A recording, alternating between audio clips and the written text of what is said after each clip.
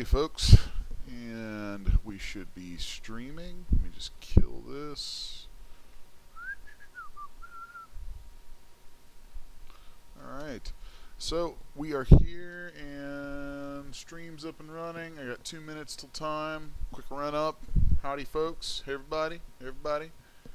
Alright, I'm going to kill this so I can cut that stuff off the beginning of the rewatch. So I'll be right back.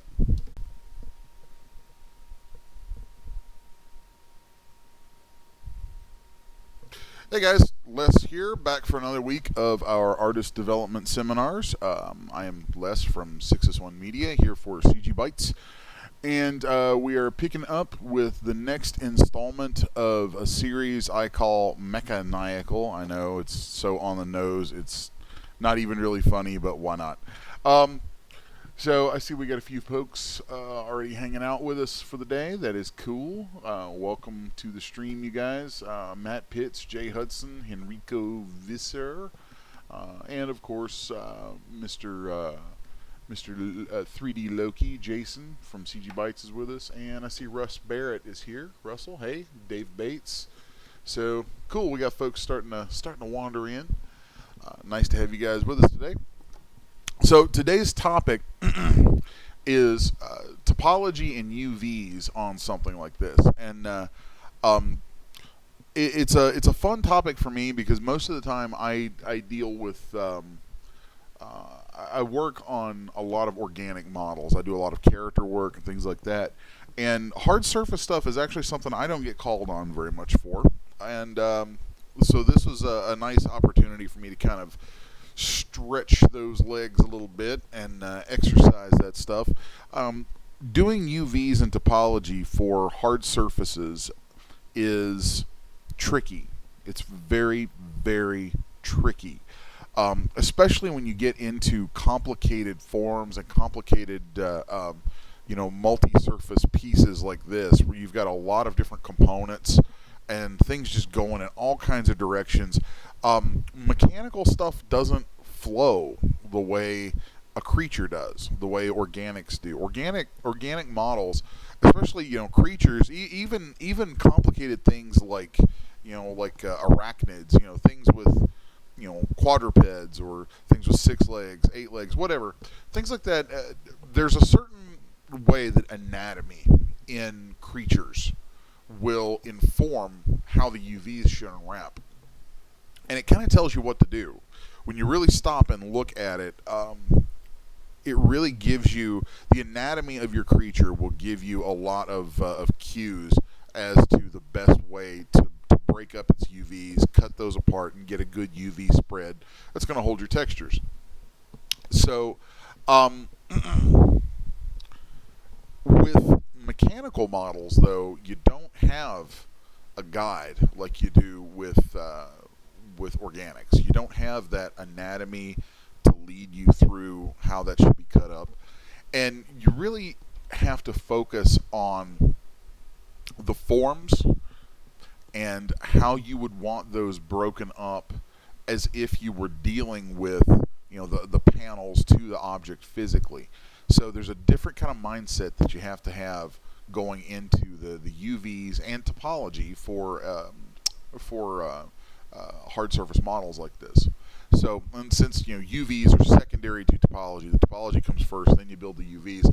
Let's turn on some wireframes here and start to look at and analyze where the topology is on this particular piece I've been working on. Okay, so obviously from the last time you guys have seen it, I've worked on ahead and done a lot. I've gone ahead and really finished out this model because to try and do everything that this concept involves and to do it all live would be really prohibitive. We'd be on here for a very long time.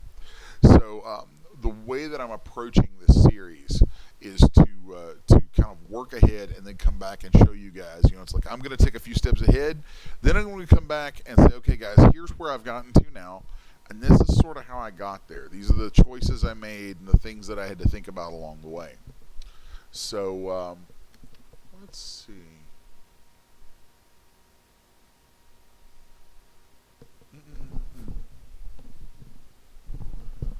Well, I noticed over in the chat you guys said some stuff about my audio. Yeah, I think the mic might be a little close to my mouth. I've switched up to a headset mic.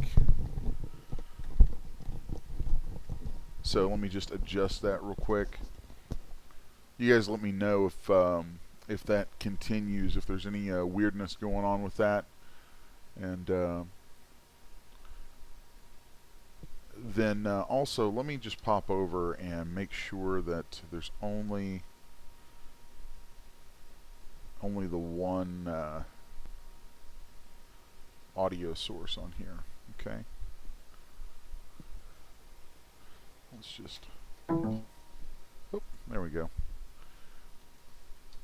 Yeah, let me know if that fixes it. I have a couple of different mics hooked up to this machine, and so I probably just needed to unplug one of those. Cool. All right, yeah, it looks like in the chat people are saying the sound just got better. So, so it's actually really toasty here in Southern Ohio right now.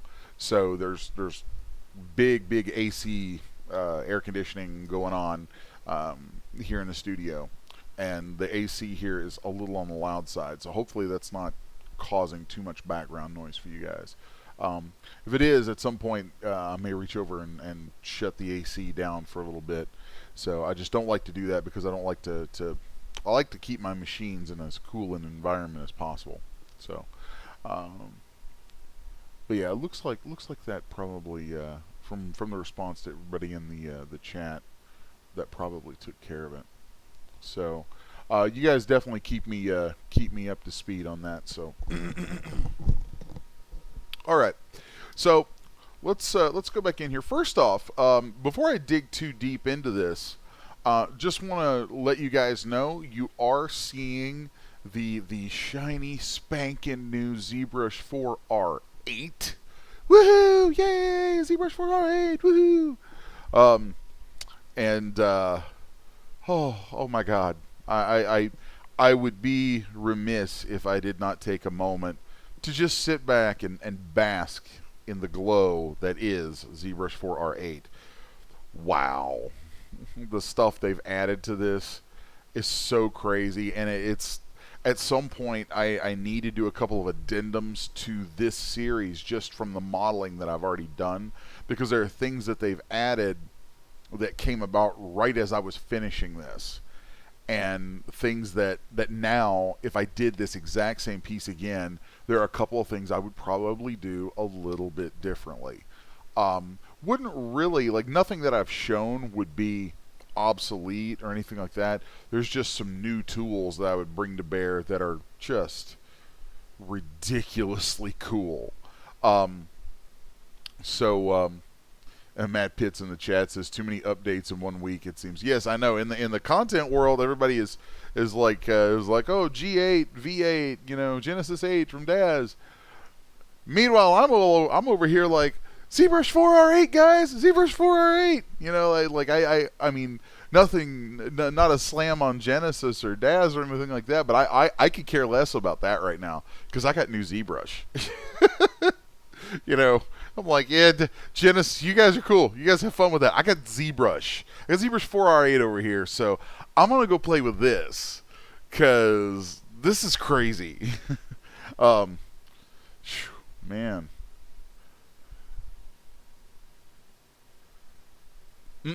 Russ Barrett says just spent too much on a car that needed repairs. Realized ZBrush update was coming out. Well, if you have purchased ZBrush in the past, the update is free. Like, I love Pixelogic because of this. I have not paid for a new seat of ZBrush since version 2. And their versions, like for them, it's like, oh, they're only in version 4, version 2. No, version 2 for them was like 2006, something like that. So yeah, I mean, and when they put out a point release, like they went from 2 to 2.5, it might as well have been another program. From 2.5 to 3 was the next big jump that they had, and that was a huge overhaul. And then there was 3 R such and such, and there was like multiple point releases But like when that company does a point release, their point releases are what a lot of other software companies would make you pay for an entire new seat of the software for, and they would sing its praises as if it were a complete overhaul. So like oh, Pixelogic, they kill me sometimes with what a great company they are in the software field. Um, I wish every software company out there would just model themselves after Pixelogic. For so many reasons, all our lives would be so much better. Um, but yeah, here we are. ZBrush 4R8 was another massive step forward. Just a big one. And it's free if you've bought it. Like I was just talking with a friend earlier today who actually had bought ZBrush all the way back at version like 2 or 2.5 and hadn't used it ever since. Like he bought it and then was frustrated that he had a hard time learning it, set it aside. But he still had his information and could go back and pull that up. And I was like, well, dude, go check out the new version. Oh, well, I can't afford that right now. Well, you've got the old version, right? Well, yeah, I've got a really old version. Go plug that serial number into their update and watch what happens. And he did, and he was like, holy crap, you mean I get the new version and I'm that many versions behind? Yes, you do. You get the new version. You paid for it. And that's how they do things. So that was really cool. Really cool to see, somebody get to have that. And it's great. It's great. So anyway, yeah, the new tools and everything that are there, it's nuts. Like I might do a special session or something sometime. I don't know. I need to think about it and figure out how I can work it into the schedule. Actually, I need to spend, because it just came out a couple days ago, I need to spend probably a week or so with it to really cut my own teeth on all the new stuff under the hood, because it is powerful. Holy crap, it's some powerful stuff.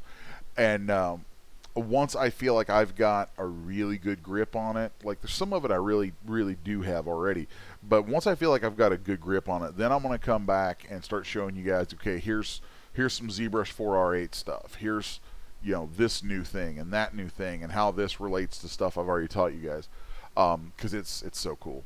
So anyway, I had to sing the praises of Pixelogic for a minute there because of that, because it's just too cool. And also explain to you guys why, if some things look a little different, like right off the bat, if I go to what used to be my transpose tools, okay, now look at that, there's a real 3D gizmo. Whee! Oh my god, as stupid simple a thing as that is, that's been something that this has needed for so long. Yay! And the ability to manipulate all your subtools at once with that is just like, oh, thank you guys, this is better than sliced bread. You're awesome. So anyway, there, just had to do that for a second, because that's like one of the first things you'll see that is going to look a little different. So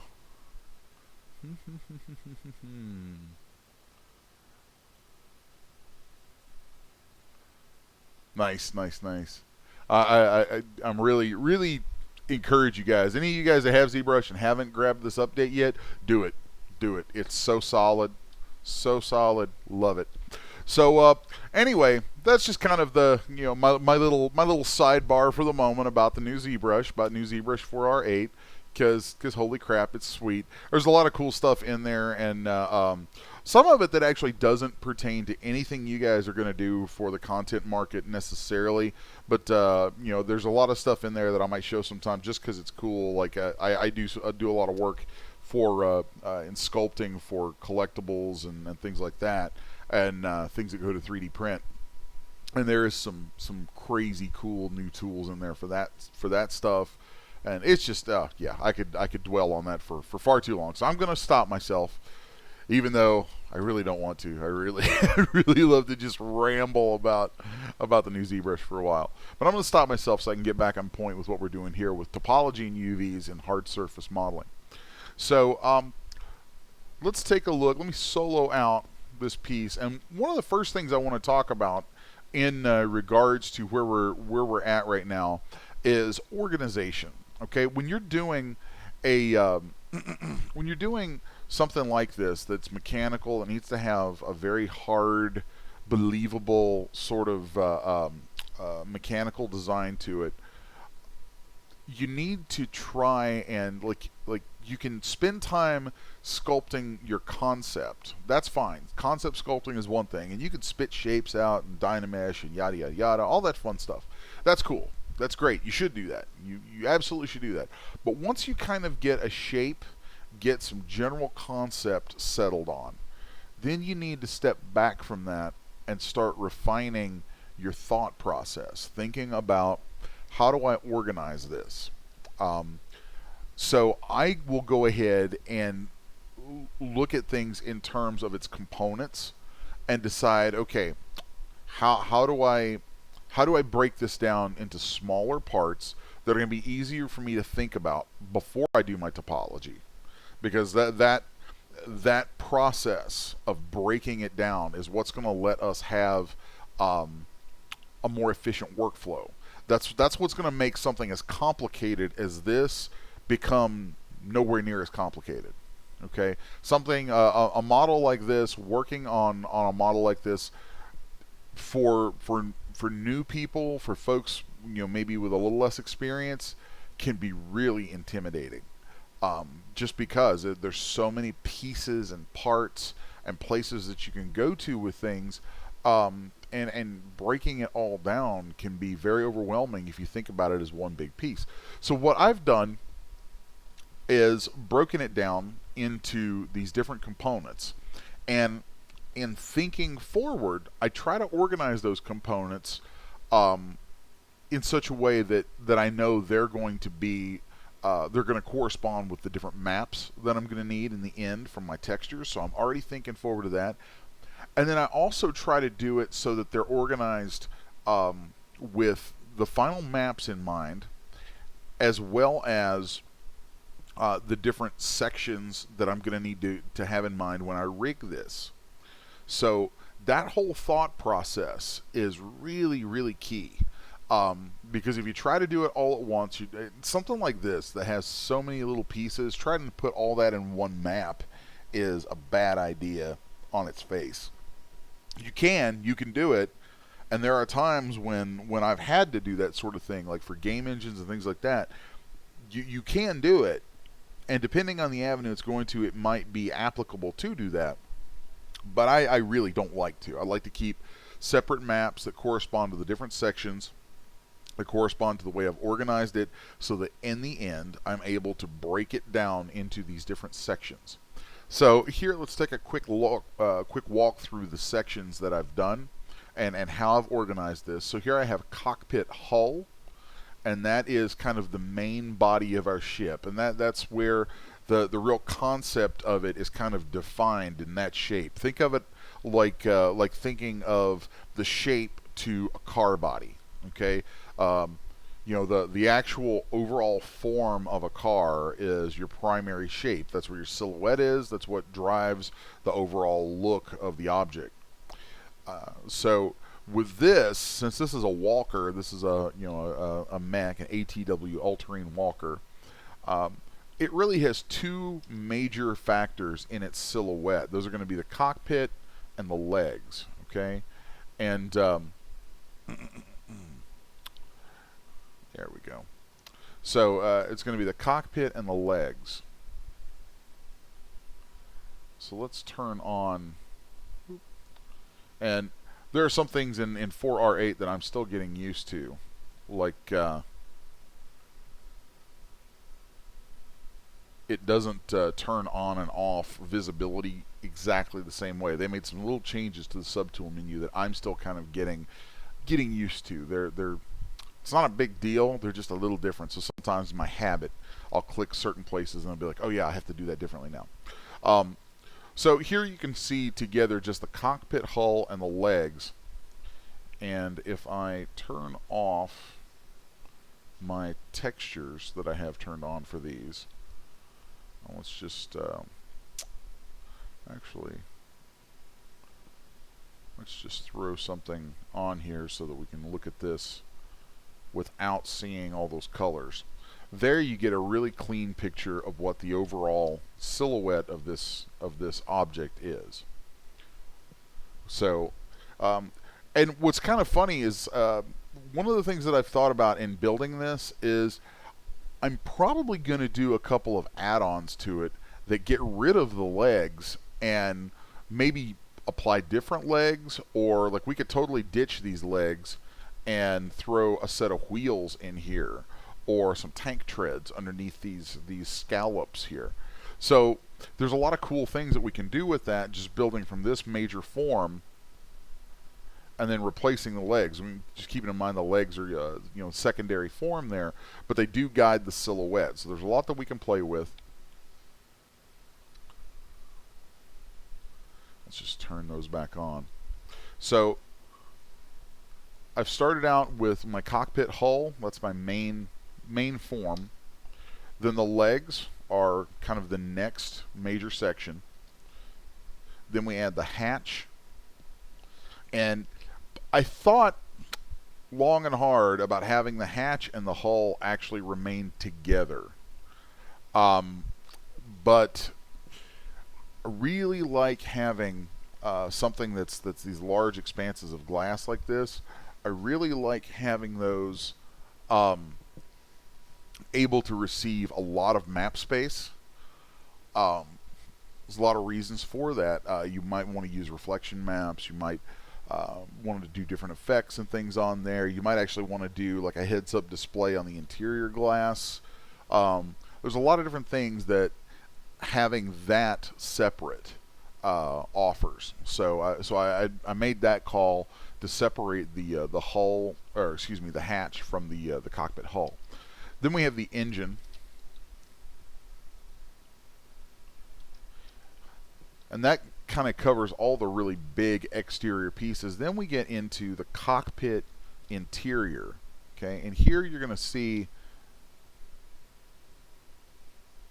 it's really kind of funny as this text gets textured, and just so you know, like I actually have already gone ahead and done the textures for this. And if you're following us on Facebook and you see or you watch the Facebook group for this, you probably will see I was really excited the other day, and I went ahead and posted some renders of this showing where the textures have gone. I'm really stoked with the way this stuff looks. So when you see this textured, it actually looks like there's a lot more going on in here than there really is.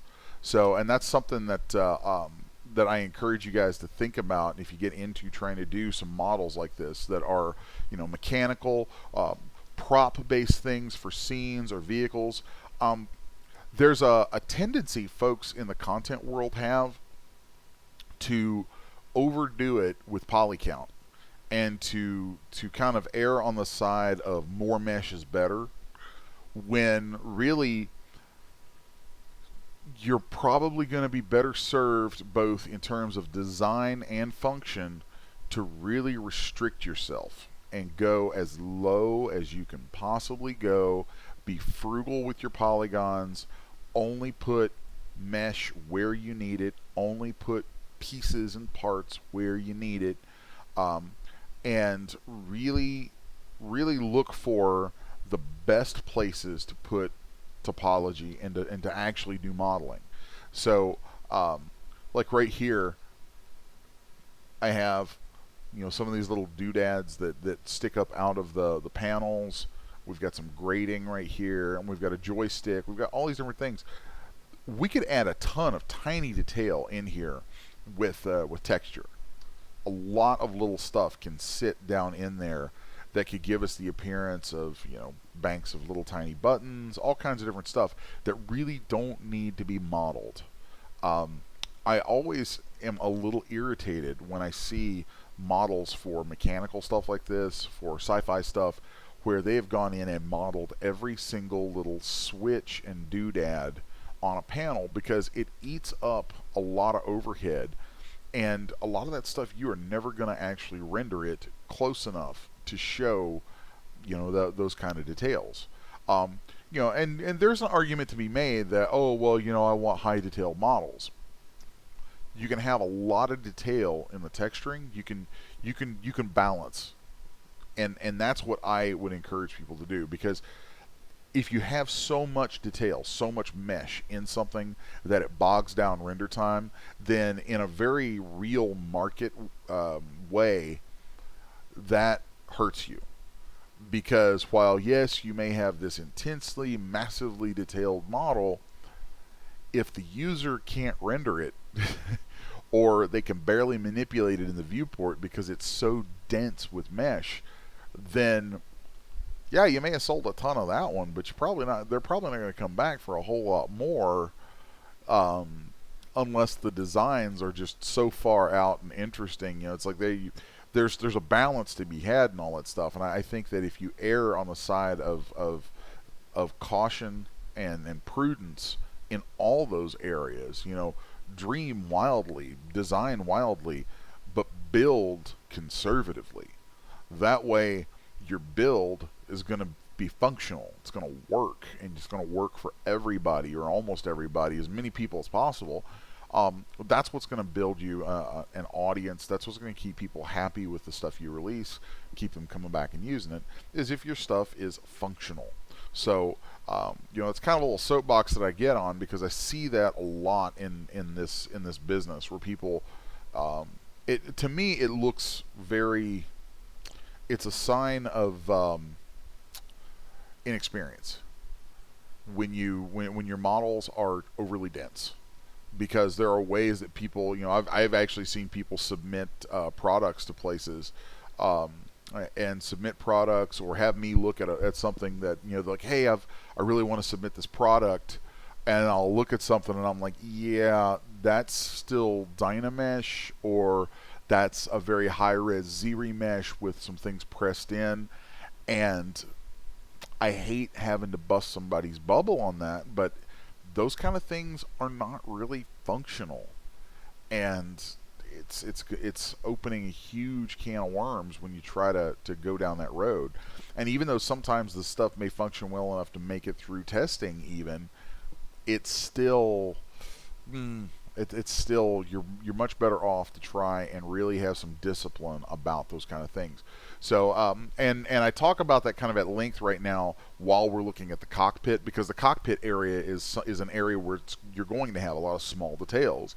There's going to be a lot of temptation when you're working on something like this to go in and do those kind of things there. So just kind of keep that in mind, because I always hate that sort of thing. It just does not work out well. So here we have our cockpit interior, and then the next piece in my organizational flow here is the console.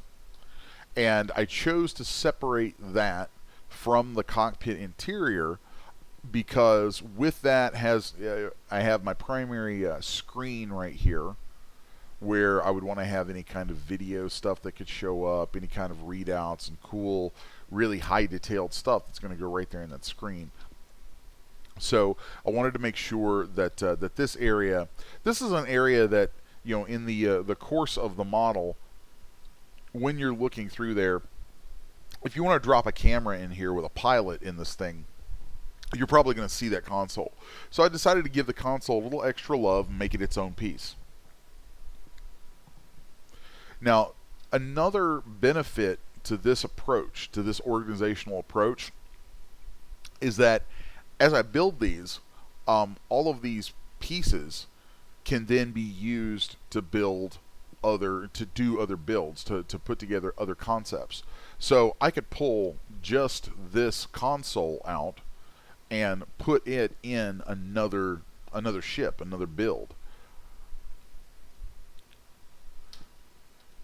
Same with this cockpit interior, and even down to the way that I've polygrouped it. We could get rid of just the sides there, and then have the seating, these sidearm controls, all this kind of stuff. We have a lot of options here, and it makes this almost like a reusable asset.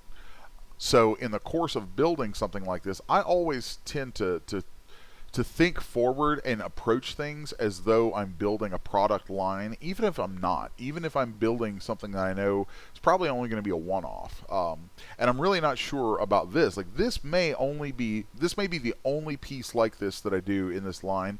I don't know. We still have some decisions to make on that at CGBytes and here at 661 as to how far we want to go with it. But even without having that decided on, I'll approach this as though it's going to be something modular that I can build into a product line so that I can reuse assets from this first build and quickly build up other pieces. So since I have this cockpit interior, I could alter the shape of this, do all kinds of things of this once I have its topology and UVs done, and still be able to reuse the textures and assets that come from that if I were to repurpose this asset into another build. So that's kind of some utilitarian thinking that I wanted to take a moment and open you guys up to, because it helps you take advantage or maximize the advantage of all the work that you do along the way. So I really like being able to repurpose those things and get more mileage out of the work that I put in on any given model or figure or build. So, and again, the same is true looking at the engine. This engine is designed as a modular sort of piece. So, and also along the way, one of the things that I tend to do if I'm working on something like this that I know has that modularity to it is I will create different assets that I can use later on that are, at different points in the process. So, like I created a set of insert brushes where I kind of tweaked out different things. Like I took the engine and I just kind of straightened it out from the angle that this is sitting at and kind of filed off a couple of pieces and squared some stuff off into something that was a little more of a prefab to use in other stuff, and added that into an insert brush, which you guys should have. I'm not quite sure where we are with getting you guys the freebies that I've made for this, but I have some Zbrush based freebies that go along with these seminars that I want to make sure you guys get. If you haven't got them already, then I'll have to check on that and see where we're at with making sure that stuff gets out. But there's actually 2 sets of freebies that should be on deck for release for you guys. One is a set of insert brushes, and then another one, what was it? There's another one coming up that's actually a set of oh crap! No, I'm losing it. It was another resource, and I'm sorry. You guys have to forgive me because sometimes I end up belting out so much stuff here that sometimes it starts to run together. But the insert meshes that I was referring to that were created in the context of building this is one of the freebies that you guys should have coming soon. All right. So. Over in the chat, Brent says, "I need that dragon tooth stamp." Yeah, there was he was hanging out with me just a little bit earlier today, yesterday. I don't know, sometimes the days run together in my mind. And as I was going through, kind of test driving a bunch of new stuff at Zbrush 4R8, and there were some things that he saw me make in there that were pretty cool. So let's see.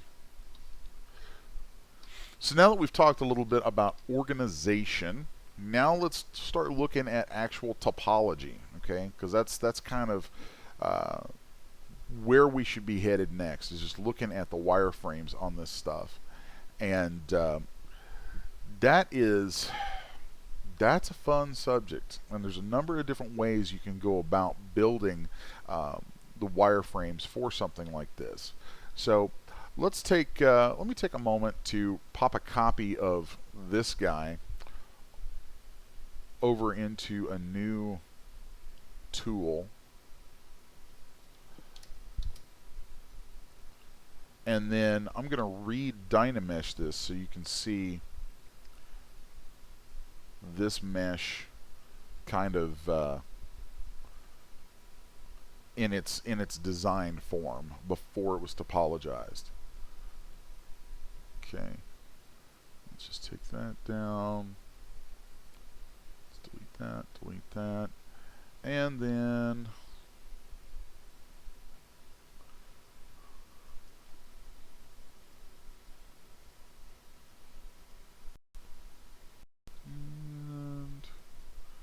it's going to hang for just a second while it does a Dynamesh on that. So bear with me there. Dynamesh!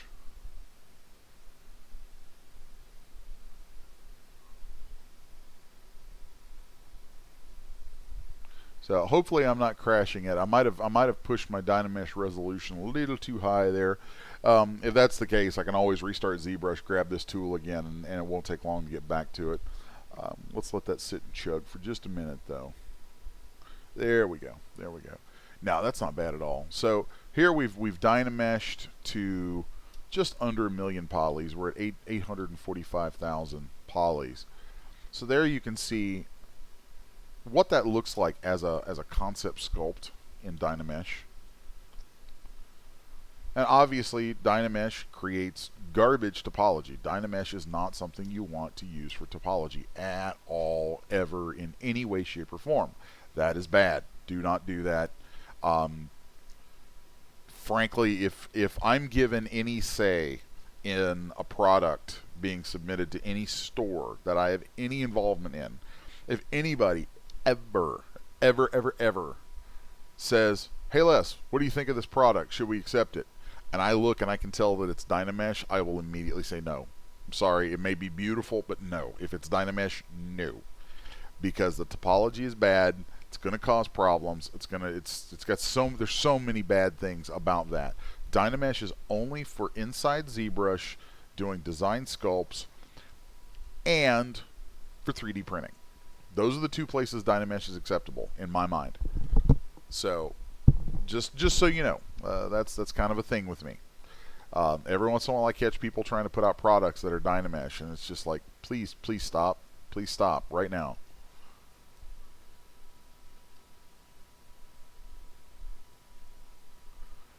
In the chat, Brent asks, serious question here, do those ZBrush artists that make amazing mechs and such just make it in Dynamesh and render it from ZBrush? Well, a lot of times, yes. A lot of times they do. And a lot of times they're working in Dynamesh and then they're sending it from ZBrush to Keyshot, which is a standalone render engine that Pixelogic promotes and sells alongside ZBrush. That's a really powerful render engine. It's a PBR engine just like iRay. So you can get these great results out of it and send this, and they've got a great pipeline built for going between those things. So in the film industry especially, you see a lot of that where guys will just use Dynamesh, design sculpts, insert brushes, shove stuff in, just kind of willy-nilly. And the purpose of that is concept. It's just for concepting. There is no real function to those models. They can look great for the still shot, for however they're sculpted for that concept piece. There are some tricks and things here where maybe you can do a little bit of posing inside ZBrush with them somewhat, but it's extremely limited and it has a very limited specific set of uses. So, and since like probably 95 to 98% of the stuff that I do has to be able to function in a whole lot of ways. It can't be just design sculpts. It can't be just that. And trust me, I have seen firsthand guys who have come into our little world from that Hollywood world of just being concept guys, and it's profound the shock that can happen sometimes when somebody is like, oh yeah, I do these great concepts and their artwork is great and they do all this beautiful work, and then they come in and it's like, okay, cool, now your stuff needs to be functional. And it's like, screech, insert major record scratch, and all of a sudden the brakes get put on and you see guys come to a grinding halt because, it just happens, and it really kind of sucks because they were focusing on, the concept and the art, which is fine. There's nothing wrong with that, but they're not expanding into making things functional. And so that's one of the reasons that I try to push that so much when I talk, is because being functional, being able to do that functional work that goes beyond just the concept, um, that's important. It's an important part of being marketable as an artist. So anyway, that's kind of a little tangent there brought on by that, but by that question. But but it was actually a pretty nifty question. It was some good stuff. So I want to use this hull as kind of my demo piece here as to where I would go with doing topology on this. Now, if I redo the topology on this right now, it's gonna end up looking somewhat different than the topology I've already done, because every time you do a topology, it's like if I topologize over this, I trace over this, the odds of me tracing over it exactly the same way that I did the first time are like so astronomically high that it's not going to happen. It's just not. It's not going to happen. But the same techniques are going to happen. There's going to be a lot of approach that you're going to see happen there, and there's a number of different ways that we can do that. So let's go ahead and smooth out some. Actually, no, I don't want to smooth those out. I was thinking about smoothing out some of the little design lines that I put in here, but I'm not even going to bother smoothing those out. Let's just pardon me. Let's see, which direction do I want to go here. Yeah, let's start off using the topology brush. It's kind of my favorite tool for this sort of stuff. And what I'll do is look at this entire piece and start breaking it down.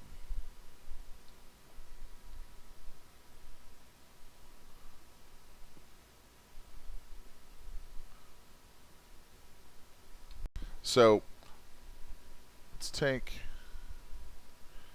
our topology brush and just go ahead and start drawing some topology on here.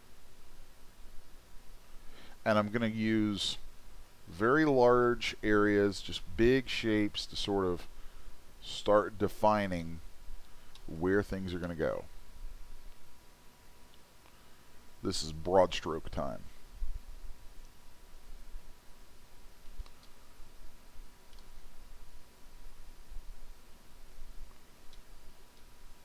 Okay.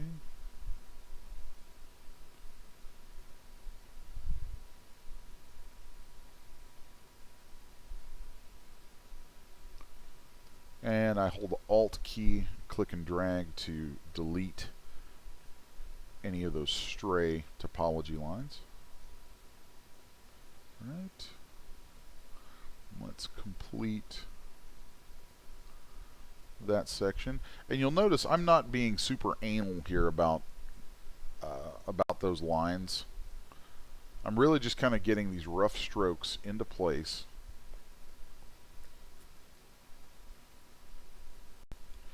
Just making sure I've got enough topology drawing in to kind of state the overarching form that is there. And then here, this is where the shape gets a little more complex. So I'm going to add a little bit to help define that.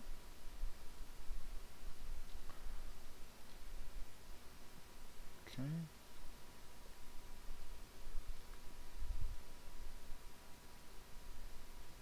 And here you see I just made a triangle, and then I'm going to connect those lines and then split that triangle. So now that's a quad. 1, 2, 3, 4. Now, if you guys remember way back to some of our earlier sessions, I count a lot while I do this. I'll sit there and I'll draw something, and then I'll look at points and go 1, 2, 3, 4, 1, 2, 3, 4, 1, 2, 3, 4. I've made the joke before that for me, modeling is an exercise in counting to 4. Because I count to 4 constantly. I can count to 4 better than anybody else. So just kind of follow some of these design lines. Look at those contours, and we'll just refine this stuff a little bit more.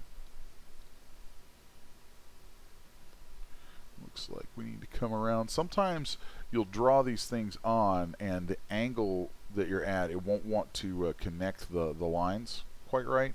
So you have to delete a stroke and then maybe come back over it from a different angle. So now we're just going to refine this a little bit more, and you'll see how it starts to really snap onto that shell.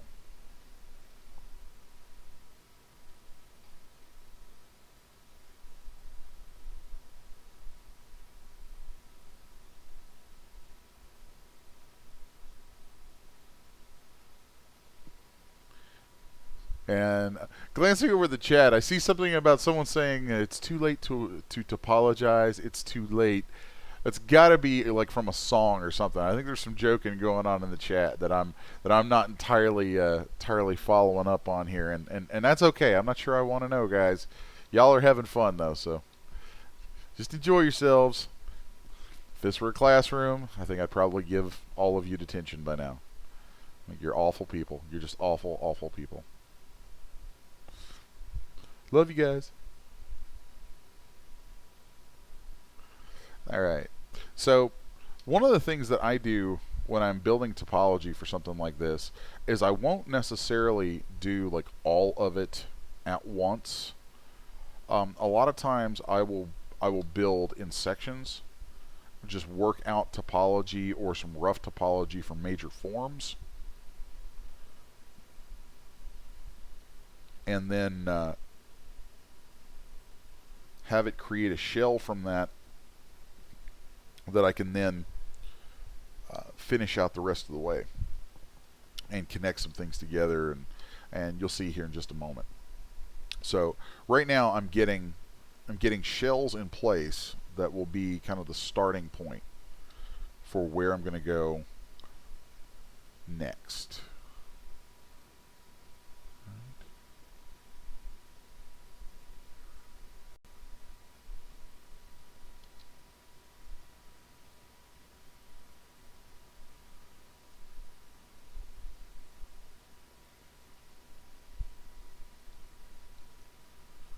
So, and again, using the Alt key, hold the Alt key down and draw over a stroke to delete it, and an Alt key just out into space away from anything, and it'll delete any stray strokes. So here we have a really defined shape around the bottom, so I want to make sure that I give that some attention. And I'm not too worried about staying super close to that edge there. If I fall off from the edge just a little bit, that's okay, because we can reproject the shape after we get our topology in place. All right.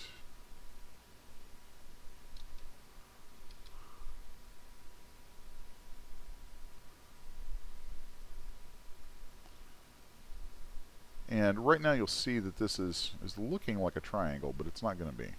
We're gonna cut across this.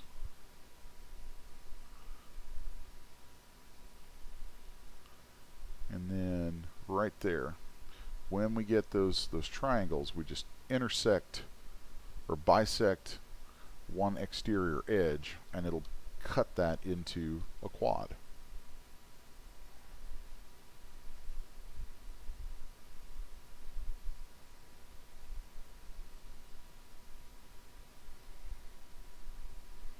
And if you'll notice here, I'm kind of making these choices as to where some of these lines will flow. So like right now, the way that I have this topology flowing, it doesn't flow up into this corner of my design the way I want it to. So I'm going to delete those, and let's just delete these guys right here. Just Alt click and drag over those. And then I'm going to redraw that line so that I get a nice spread right here, and then I can follow that up to this major point. You want to keep in mind points in your shape that are kind of landmarks. So, you know, things like corners, hard edges, all those landmarks are very important to keep in mind when you're doing topology, because the topology needs to be able to hold those as tightly as it can.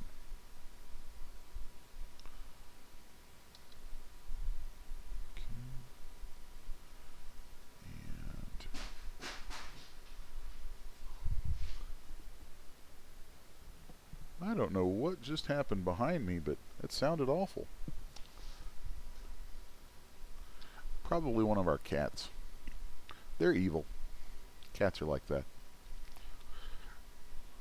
Alright, so now I'm going to add some topology flowing across these design lines.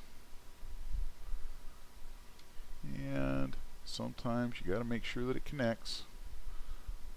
And I find that center, down the center, is always, almost every model you do, some point the center line is going to give you problems on how the topology connects. So just kind of accept that that's an issue that has to be dealt with pretty regularly. So here I'm thinking I have a decision to make as to whether I want to try to follow the contours of these design lines that I've sculpted in, or if I want to just consider this a big flat surface and let that stuff hold up through texturing. I tend to want to veer on the side of texturing, because if I build that stuff in, then I'm completely committed to that and I don't have options for design work later on. So let's just, we need to get rid of you, here we go. And sometimes these tight spots, it might not want to connect exactly where you want it to, and you have to kind of try a couple times like that. So there we go, there's that.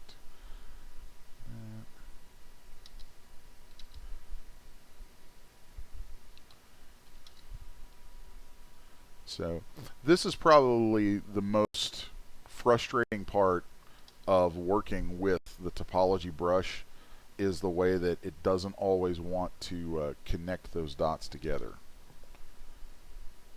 There's a lot that it's doing there that's really contingent on the shape underneath and the way the program sees that shape from the camera.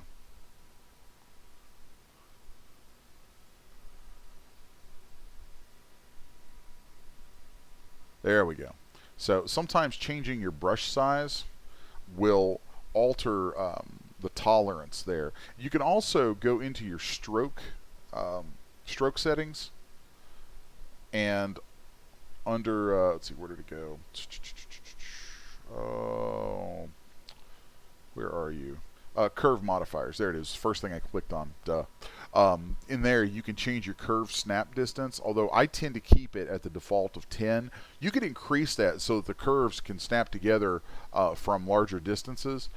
There are times when that might be useful. Most of the time, I'm going to keep it at 10 or even lower.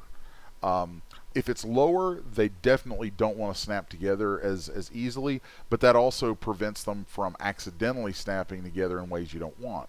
So it's kind of a give and take.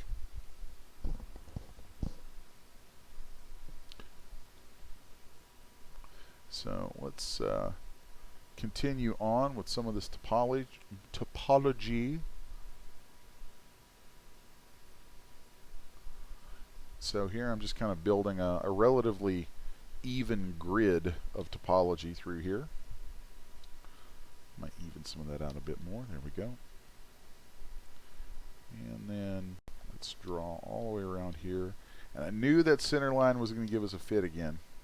So sometimes we have to go in and delete. We'll turn off symmetry and delete that center line and just manually force it to redraw.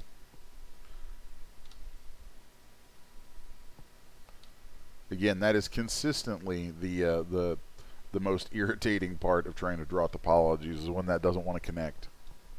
So you'll notice that as I've walked through this now, I've left myself this opening so that I can connect into this shape. So that's going to be really a handy little key thing here. I do want to add a bit more let's see, let's build this up from here. I want to give myself a strip of topology here so that we can get a nice clean shape going around this corner. And that's going to let us build our way up into the flow that should happen going around this big curved surface here. Okay.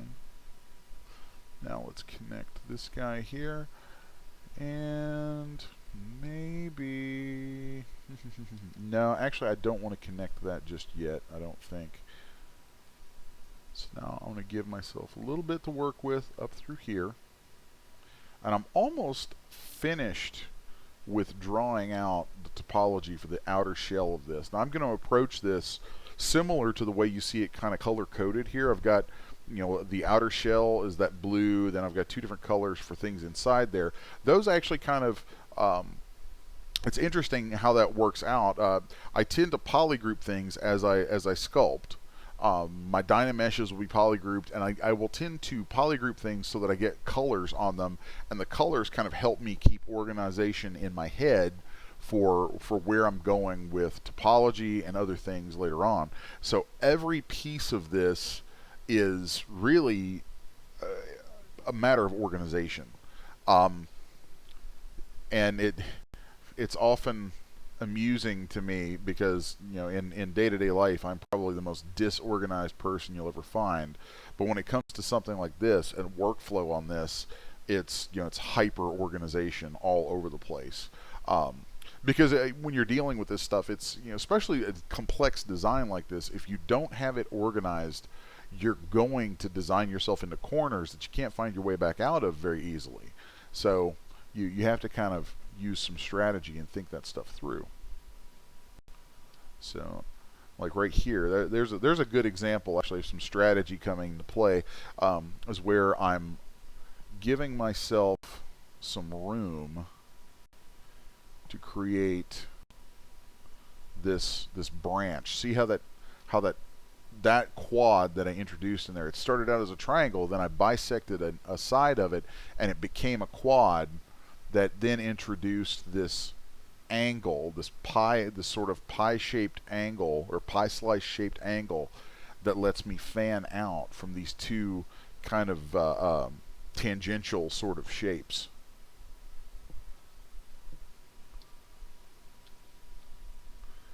So then the next big thing that I want to focus on is adding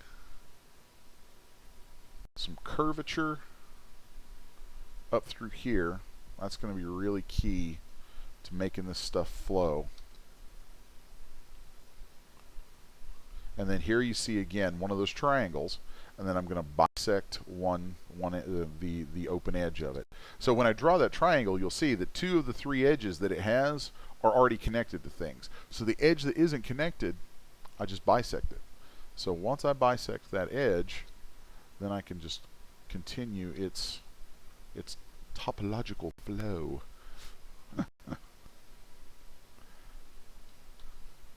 So, and that's also, that kind of strategy right there is a good thing to keep in mind with topology when you're doing things that need to move hard surfaces into smooth arcing shapes.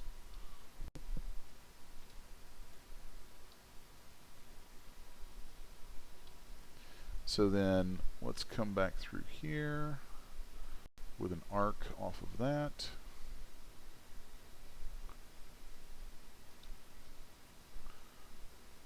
And we'll take these two guys up through here, and we've got a nice expanse right here where it starts to flatten out.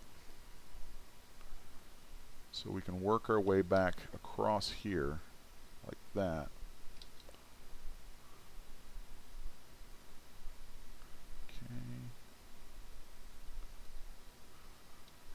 And some things aren't wanting to connect up quite right there, so let's come at that a little differently. There we go. That's what we want to see. See how those create that nice edge ring that flows right around under that little undercut there. I find that undercuts in hard surface modeling are some of the hardest things to think your way through a good strategy for topology. So the stuff that you guys are seeing right here, I would say that on a difficulty level of like beginner to expert, this is definitely in the high, intermediate, or lower expert level of difficulty. So if you're trying to do this kind of stuff and follow along, don't get too frustrated if you have some problems with it. Just remember, this is stuff. There's some trickiness here, and there's a lot of decision making that happens on the fly that I'm trying to sort of describe, but there's probably no real way to actually describe all of it without just being granular at every stage, and honestly bogging it down. So what I want you to take away from this is sort of the conceptual side of it, okay? That we're going to work with following our major forms, following those landmark edges and corners that help define our shape. So we're going to follow those, and then we're going to try to use the best strategy we can to create a clean edge flow through things. So sometimes too, you'll find yourself like you'll get to a point where you'll look back over it and see where, oh wait, this decision that looked good here maybe could be improved. Maybe I created some edge flow somewhere else that I have an opportunity now to connect in a way that will be advantageous in other areas. So like right now, I see where I branched this off here, but I have this. This little section I think we could work with and make some changes to. So let's delete some of those lines and just come back through here like so. Pardon me. And then I believe we should be able to draw a few more of these in like that and get even tighter into this little area. Okay.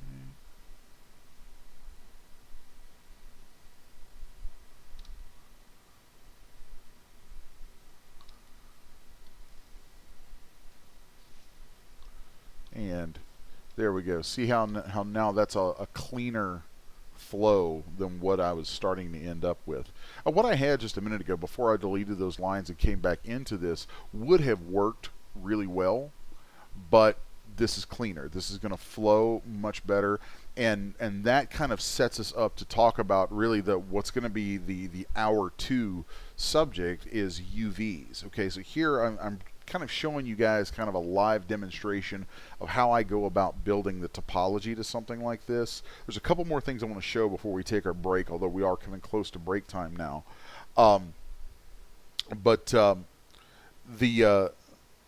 The flow of these is going to help define how we do the UVs.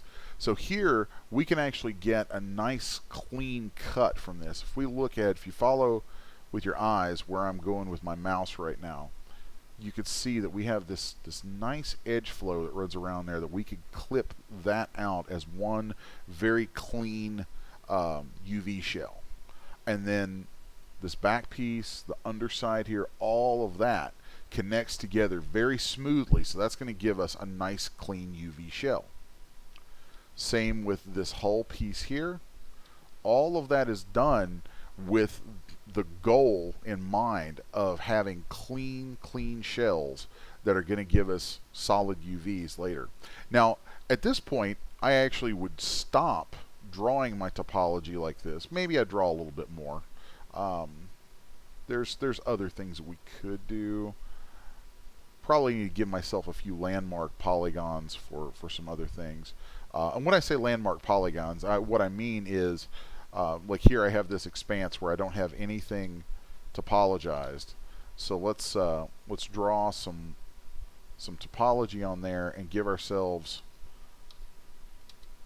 some landmarks to work from for that shape, so that we at least have something that was drawn directly over our design sculpt that's going to give us those guys right there. And then let's go ahead and do some shape for that back, since that's a relatively complex form. Give ourselves enough topology there that we can work with that. And then from there, I'm going to tap somewhere in the empty space of the model, and you'll see it create this shell from those topology lines that we drew in. So I'm going to split that off into its own subtool, and then use my down arrow key to move down to that subtool. And then I only want these exterior polygons. I don't want that stuff on the inside. So I'm just going to Control Shift click on that shell to make only it visible, and then we're going to delete hidden. Now obviously there are big holes here, there's big expanses of this that we haven't finished up. There's even some problems down the center here where I wasn't drawing my center line exactly perfect. So let's do a couple of quick little tricks to fix some of that. I just auto grouped this so that I can isolate this area. I'm going to turn off my symmetry and hide what I know is that half, and we'll delete hidden, and then I'm going to mirror and weld. So now we have a perfectly symmetrical mesh with no overlaps, no triangles down the middle. Okay, and from here we're going to go into ZModeler, and you'll notice now that in ZBrush 4R8, ZModeler ends up with a little shelf that pops up here. That shelf actually is because ZModeler is where they started building in a lot of new inserts and just some different brush functionality. So that's something that's going to look a little new to you guys. So from here, I'm going to take this shell. The reason I didn't build the underside of this is because I could see where these shells, I could actually just extrude thickness out of them. So I've isolated just these. I'm going to use my ZModeler brush, hold the spacebar over a polygon and hit extrude in my polygon actions, and then set my target to polygroup all, and then we can extrude that in like so, and that's going to give us that clean topology duplicated on through. Now the next thing I need to do though is manipulate that just a little bit so that I know it's going to sit on my design sculpt there and flow everywhere that I need it to flow. So I'm just going to come in here into that underside, having it isolated. Let's turn my hold shift and turn my smooth tool intensity down pretty low so that I can just kind of smooth that stuff out and stretch that into place. Okay. Here we go. Here we go. Let's really snug that stuff up in there. And I hit project all, and I probably need to adjust my projection settings here just a bit.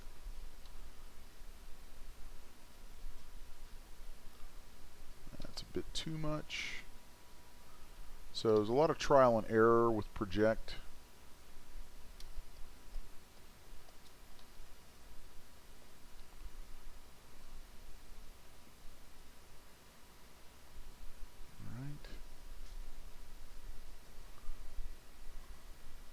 But once you have that shape in place, then we'll be able to unhide everything, and we'll have this nice closed shell here that we can use to connect in to the rest of our mesh using ZModeler. So let's mask some of this. There we go. That snapped right into place. Good deal. And sometimes we'll just push a little bit, then project a little more, push, project a little more, push, project a little more. So it's an iterative process, just going back and forth, you know, pushing and pulling and projecting to get it to snap to your design sculpt.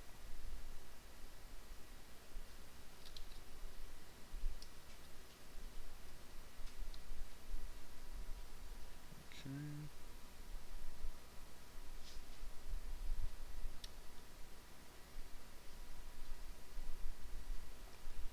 And we are almost there. I might have gone a little too deep in the underside here. I want that to come out and just sit just outside this guy. Okay. And it doesn't have to be all that precise just yet. Right now we're just looking to get those volumes in place, get some topology in there that we're going to be able to work with. So you can see there I've unhidden the rest of that shape, and I might have some symmetry issues happening, just some little things not quite working out. That's fine. If that happens, then we'll just flip the model and do a mirror and weld symmetrical. So I just want to make sure that I get these broad strokes in place. And if I'm not working in front of people like I am right now, then I'll spend a little bit more time really refining something like this. I mean, it doesn't have to be that exact, but I'll spend some time refining this stuff at this point, getting these forms of my topology in place. So now, since for some reason the opposite side didn't want to carry over quite right, it mirrors from the right hand side to the left. So I'm going to go down to my deformations, mirror this guy, and then we'll do a mirror and weld. So now I know that it's exact across those, and we're starting to get our shapes really defined well and in place. Now I don't want these little wing looking pieces here. I don't want those to be closed shells. So I'm going to take my Z modeler and go in and delete these interior polygons. And the way I'll do that is I will hold the mouse over a polygon, hold the space bar, set my polygon action to delete, keep that set to single poly, and then we'll just walk across these guys like so. So now we've deleted the interior of that, and I think I did that without symmetry turned on. So let's undo. Now let's turn symmetry on. I need to make sure I keep that symmetry turned on, because I don't want to have to go back and keep forcing the symmetry back in place. Alright. So now let's mask those. Come in, and I'm just going to smooth some of this out a little bit. For a second I thought I had a triangle there that I hadn't counted on, but I don't. It is correct. I did count my way through that properly, so that's good. Alright.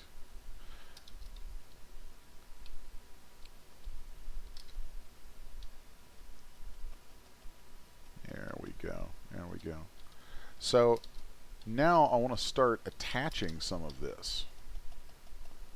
And that's going to be the last thing I show you guys really in the modeling process before we start looking at the UVs. Actually, I think I will finish out a little bit more of this. We've got some pieces to connect. So let's do that. Which way do we want to go? Let's take our Z modeler now, and we'll add some edge loops. So I'm going to hold my mouse over an edge, hit spacebar. We want insert as our action, single edge loop as the target. So I inserted an edge loop there, and then also, just so you know, you can add, like if I need to get some more landmark topology in here that I can stitch things together through, we can take the topology brush and it will look at, if we turn that transparency off, it will still look at the other visible subtools. So let's let's draw on just a little bit more topology here.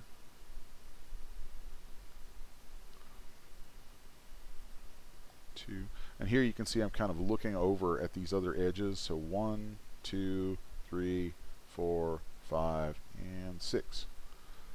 And if I set my brush down to a size of 1, when I tap now, it will create a shell there of single polygon thickness.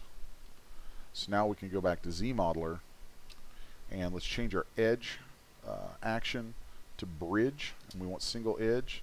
So now we're just going to walk through these guys, bridging these together.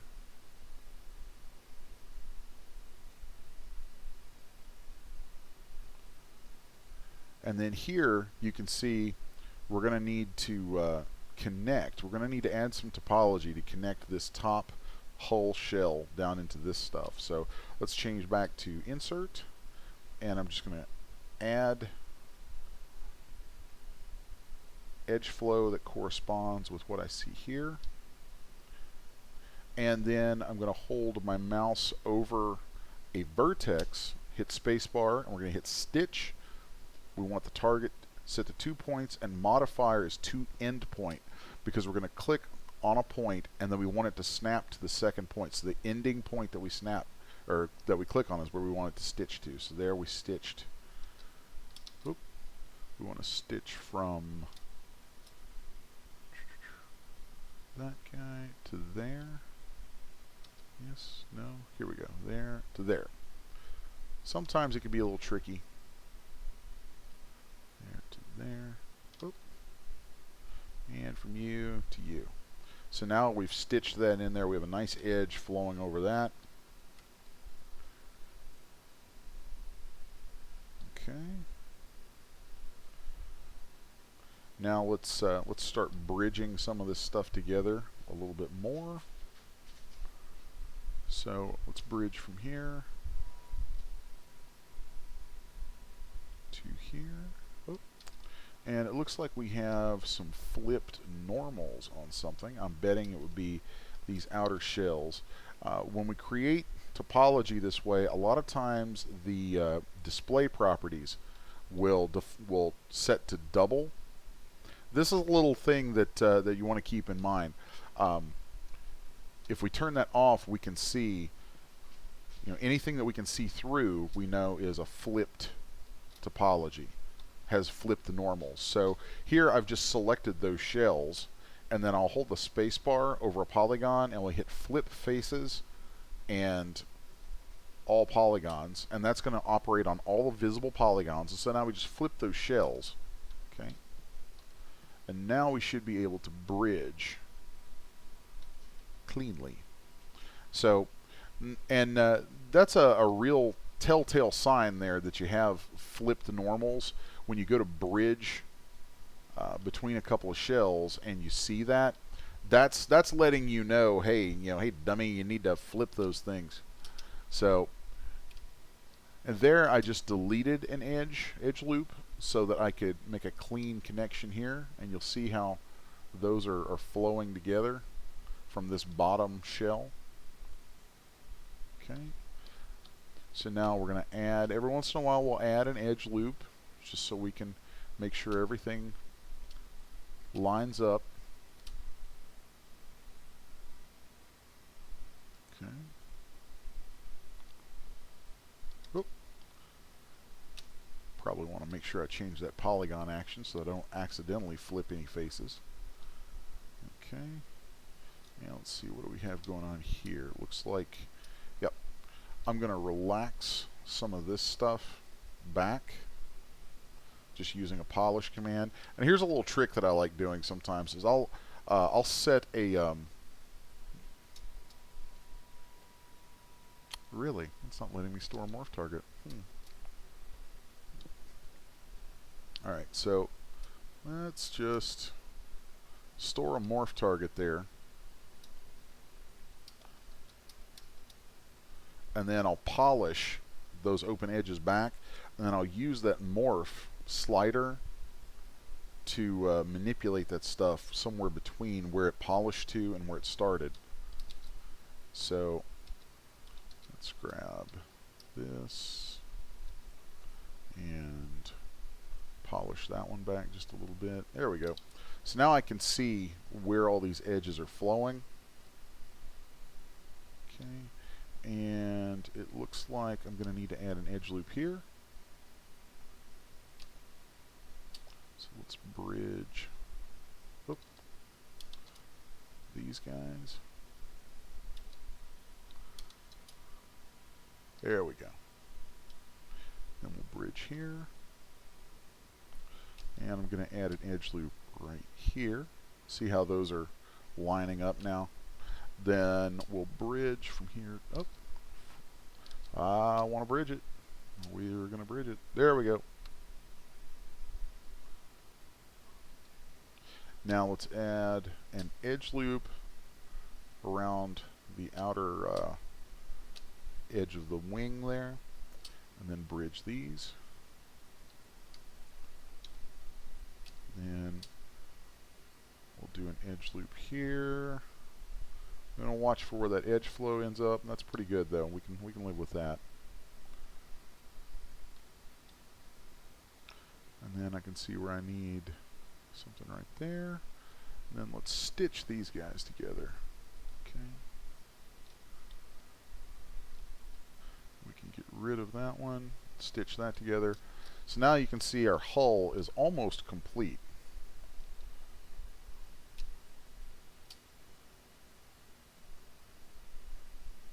So I'll work from the outside to the in on something like this because it's that outside shape that's going to define the volume that the interior gets to sit inside of.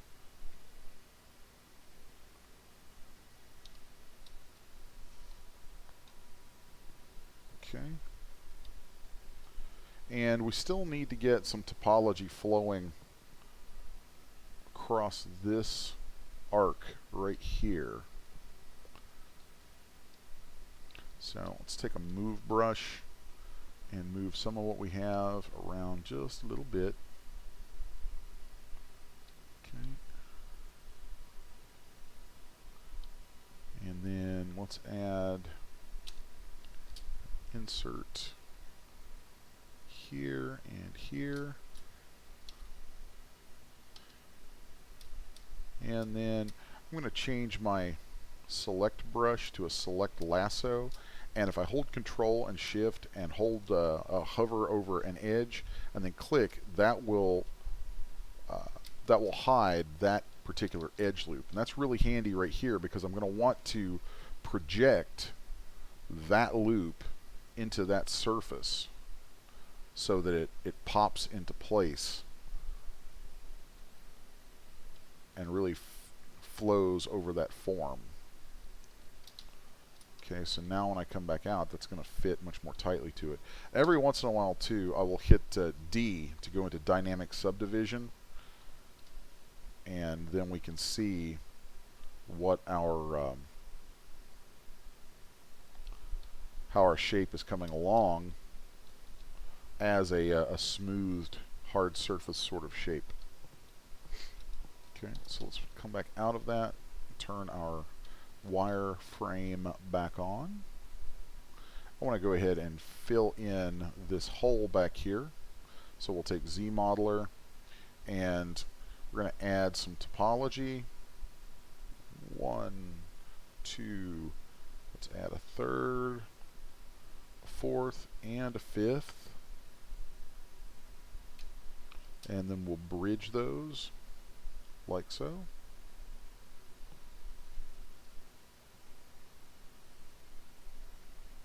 And we have a bit of a hole right here we need to fill in, so let's add 1 and 2. Then we're going to stitch these guys together like so.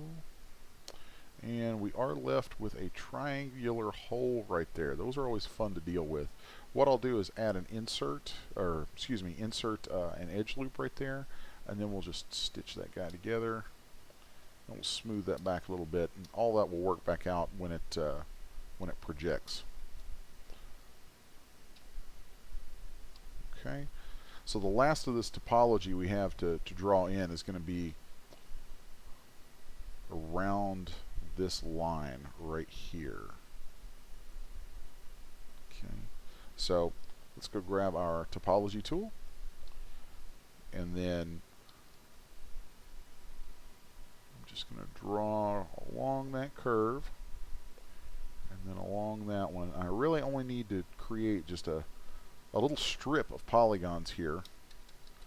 Although if I am wise, I will try and follow the number of edges that I have here. So what I'll do is I'll hover my pen and kind of let my hand go 1, 2, 3. So I'm drawing that stroke 1, 2, 3, 1, 2. You know, I'll kind of practice the stroke in air. That way I know that what I'm creating here is going to line up when I put this stuff together. Okay, and then let's take our brush down to a size of 1 and just tap, and we should now have some new mesh added in there. Let's go back to our Z modeler and set our edge actions back to bridge, and let's just bridge these guys in here. That's going to give us some good stuff to work with there. And let's stitch this fella right here. Okay, now let's insert an edge loop there, and we'll bridge this back together here, like that. And then this is very fortuitous the way this works out. We're going to end up with topology flowing exactly where we wanted it. Okay. See how we end up following those landmarks. Okay, those landmarks are key. Okay. And we could just fill this in a little bit. Let's take a bridge, and this is kind of a backwards sort of way to do this, but I like doing it this way. So I connected those and it creates a straight line, but then I'll add an insert right here, or insert an edge loop right there. And we'll take a topology brush. I just come out and maybe we'll even just hide that other stuff and just pull that out. We probably need to snap this or project this onto the surface again anyway. Okay, so let's grab just that much. Let's see what we get when we project that. And you'll notice too the color changes when I do that. That's because there's polypaint that corresponds to the poly groups in the Dynamesh, and it's projecting that polypaint back out. So if I want to clear those off, I can just fill it with color. So now let's add an edge loop here, and then we'll stitch these guys together. And we'll add an edge loop here, and we'll stitch these together. Okay, so now we've closed those up. What else do we have? What else do we have? What else do we have? We have...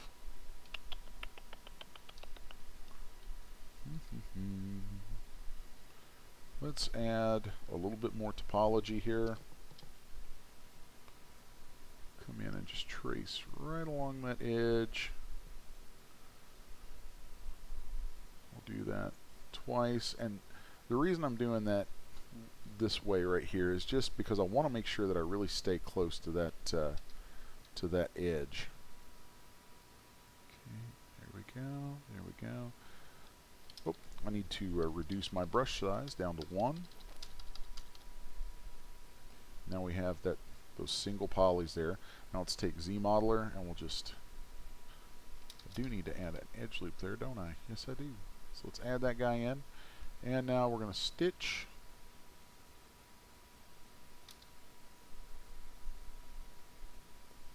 There it goes. Stitch.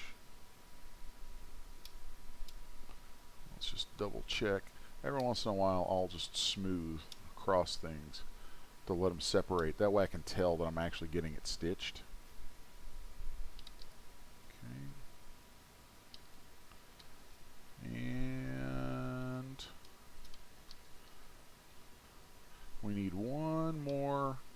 bit of topology right around here to create this closed lip that I want. And then I'll finally be able to take my break. I know I've ran over on here, and I haven't looked at the chat in a couple minutes because this is kind of intense concentration on this stuff.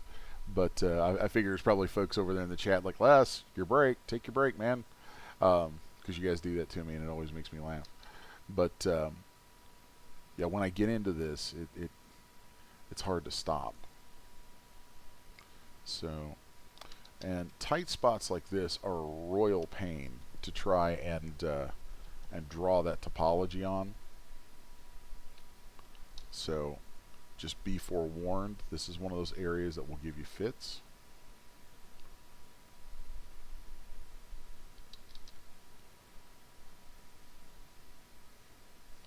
And I'm not really going to worry about getting the number of edges quite right there. I just want some mesh there. It's going to let me extend and hold that form.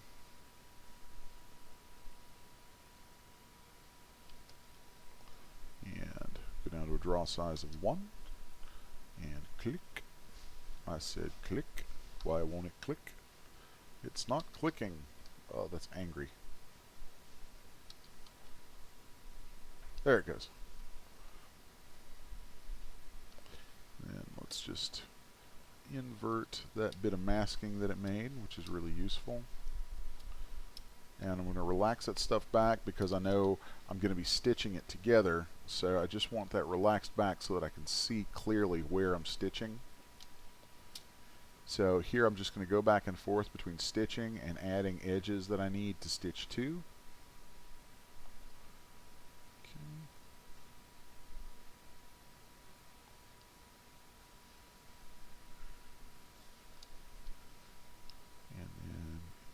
Come back here. No, don't do that. There we go. So now you can see how we have this nice edge ring created around that.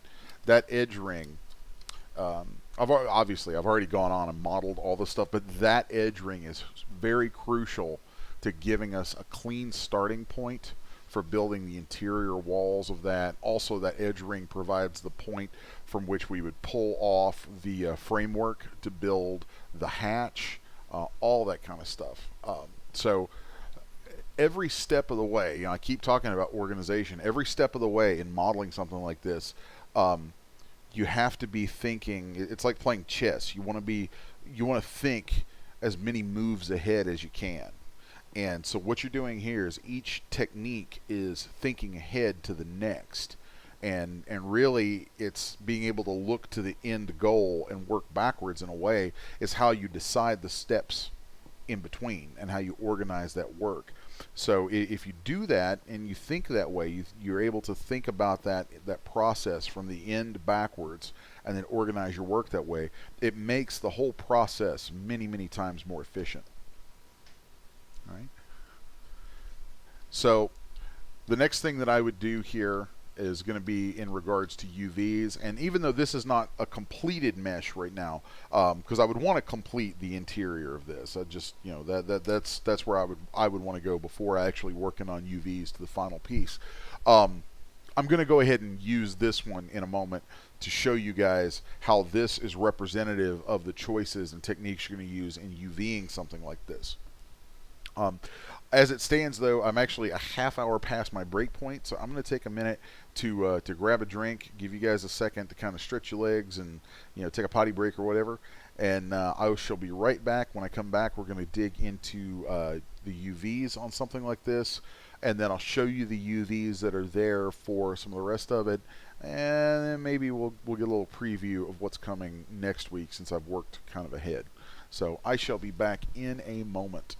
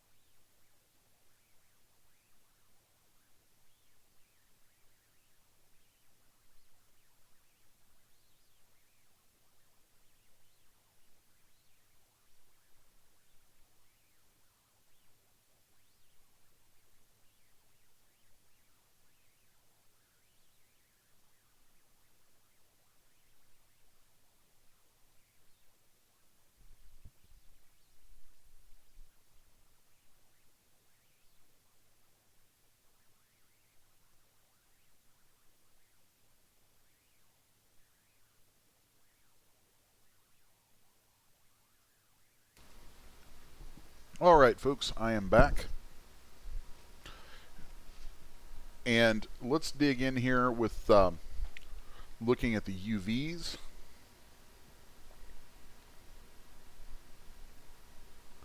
Let's see, hold on a second. So, in thinking about where I want to go with UVs on something like this, my first stop is going to be some poly grouping. So here you can see the shells that we made start out with some poly grouping already, and a lot of that is going to carry through. So here we have this nice beginning to the top of these little fender wing pieces. So from there, I'm going to look at my topology and start isolating things and think about what makes the most sense as the flattest possible shells I can create. So here I'm going to polygroup this stuff together for now. Then actually let's go ahead and break this stuff off. So you'll see that I'm still using my select lasso to remove from what's visible by edge ring, and that leaves us with, or leaves us able to pull out these nice flat areas. Okay, so there's that, and this is probably going to go pretty quick.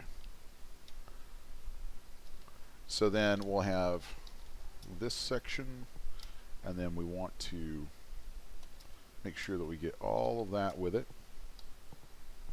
So this is just organizing those shells for how we're going to create the UVs. Okay.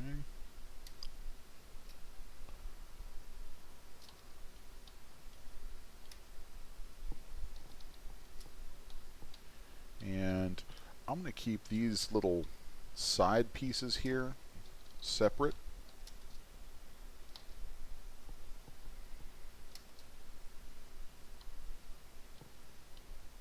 Okay. And then let's see. I'm going to group these outer edges of the fenders with the top of the fenders. That way those will create individual shells. Let's look at this. You know, actually I might keep this all as one piece. We'll just take this back part off.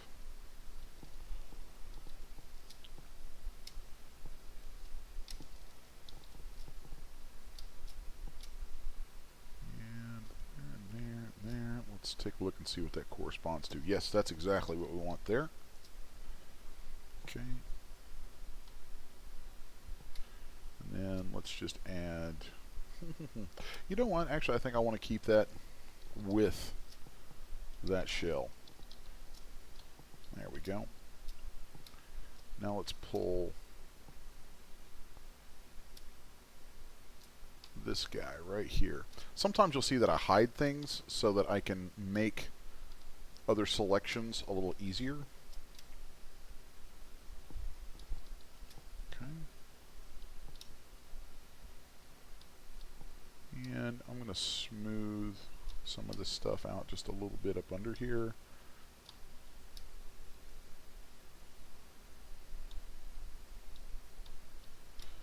And now let's look at the bottom, and I'm going to break this up into a few different shells. So I'm holding Control and Shift, and either clicking or just dragging around these surfaces.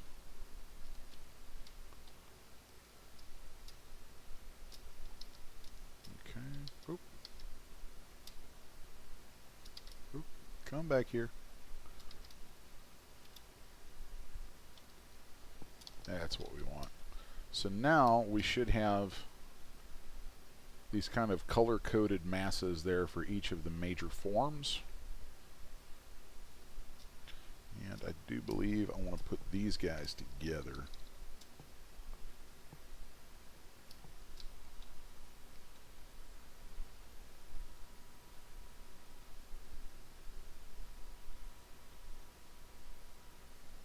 Okay.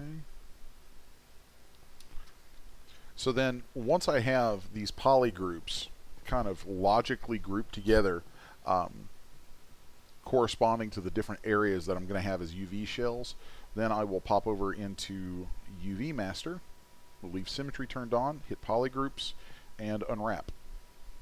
And so now you'll see these are the kind of shells that we get. Now right here, this guy, this is something that Zbrush does sometimes that always irritates me.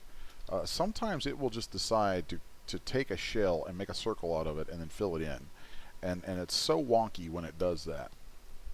So let's just, whenever it does that, well, honestly, whenever it does that, that tells me that I'm probably going to end up sending it over to Maya and tweaking out right there because, because Maya is king.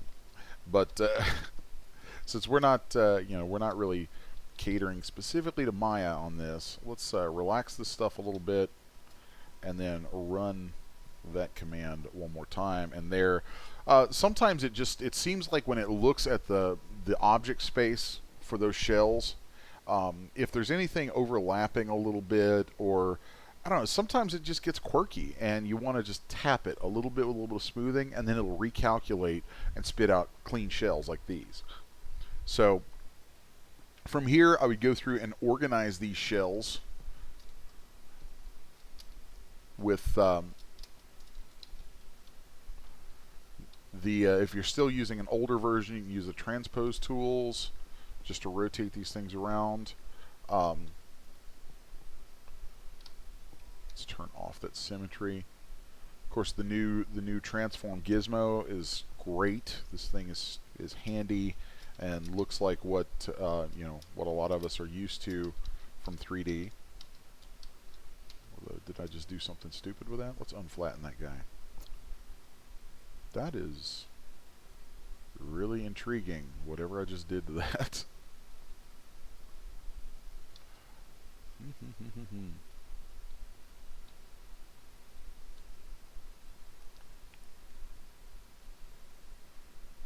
What did I hit?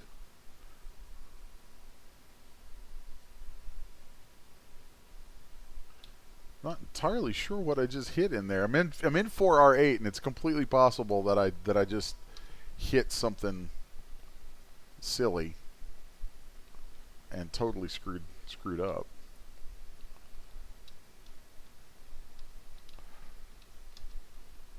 That's so odd. I've actually never seen it go to a display like that before. Let's just see what it does if I tell it to render. Yeah, it renders fine. That's really bizarre. Well, anyway, let's flatten that. So there you can see we've got our UV shells, and you see the strategy that goes into creating those, okay? So let's pop back over to my finished piece. And here you can see the topology that I have there. And I've broken the UVs up on this one probably a little differently. So I do have some subdivision levels on this, so showing those UVs is a little trickier. I'll just make a duplicate of it for a second and delete those subdivisions so that we can see that flattened out. So here's how I ended up fleshing this out the rest of the way. I decided I wanted to limit the number of seams I could have, but I started by making those shells like what you just saw. I started making those, and then I eventually went back and started stitching them back together into a logical layout that's going to give me a really clean flow. And then here you can see where those interior mesh areas got their UVs and how that was all laid out.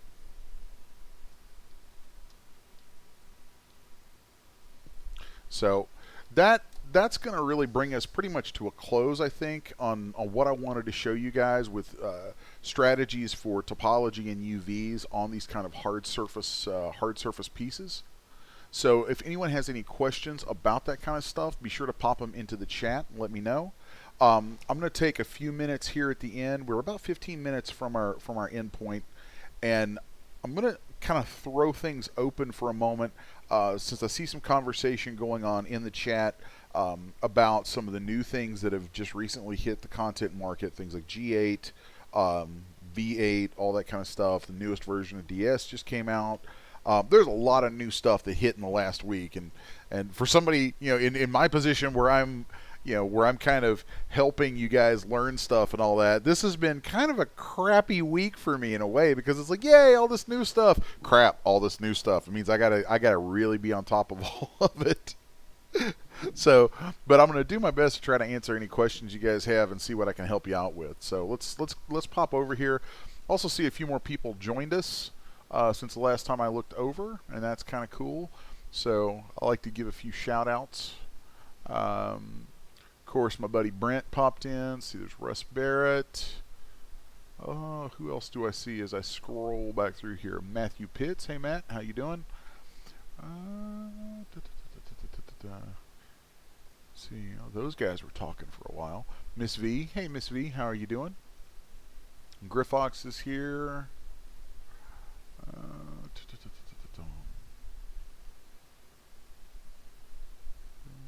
Still scrolling.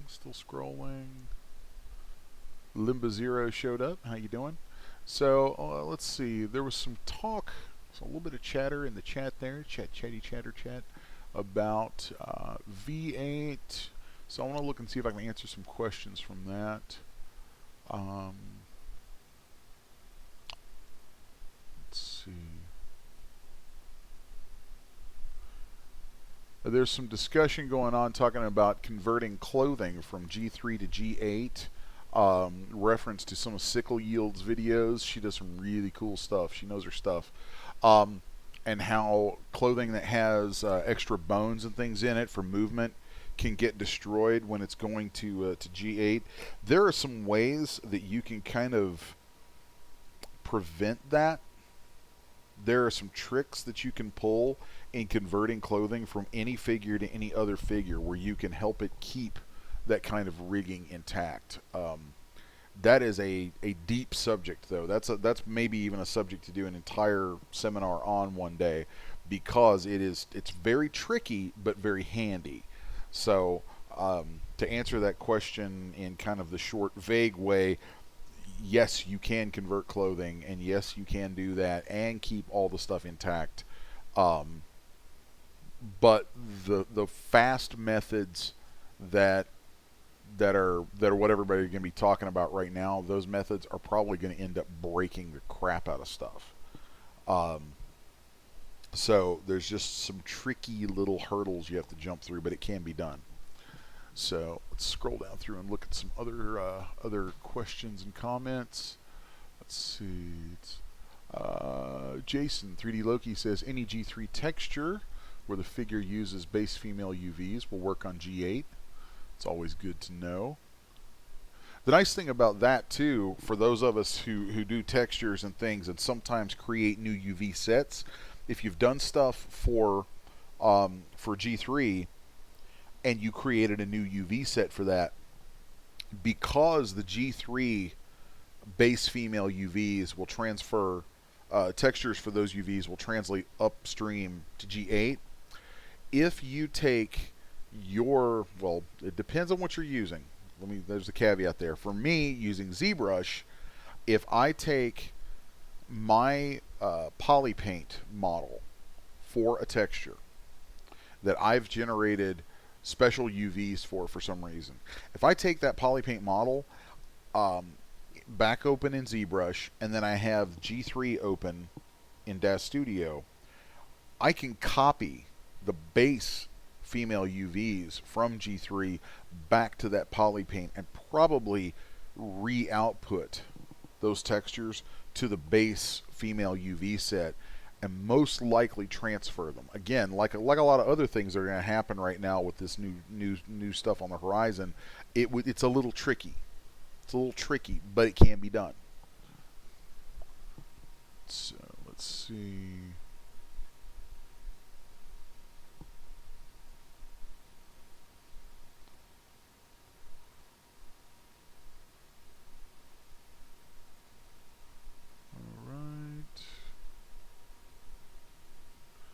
Brent says, how does hair work auto-fitted? Jason replied, iffy. Again, hair is, I mean, hair is just like clothing. I really kind of hate that there's a way that this stuff is all broken apart in the course of these libraries that really has more to do with marketing than it does what something actually is. All objects in Dash Studio are the same things. They're all the same.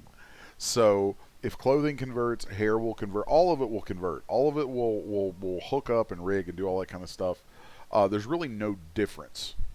The where differences are going to come in is in if there's extra rigging in something, then that you're going to have those same hurdles to jump through and the same methods and things that I have in mind that as I read this, I'm like, oh, I'm definitely going to have to dig in and show you guys this stuff. I'm kind of groaning about it because it's honestly it's a boring and tedious subject, but it's probably of value, so I'm going to end up looking at it. But the same methods that I would use for transferring clothing, I would use for transferring hair, any of that stuff, because they're all the same. The rigging's all the same. There is nothing special that delineates those things from each other than where they sit in your library.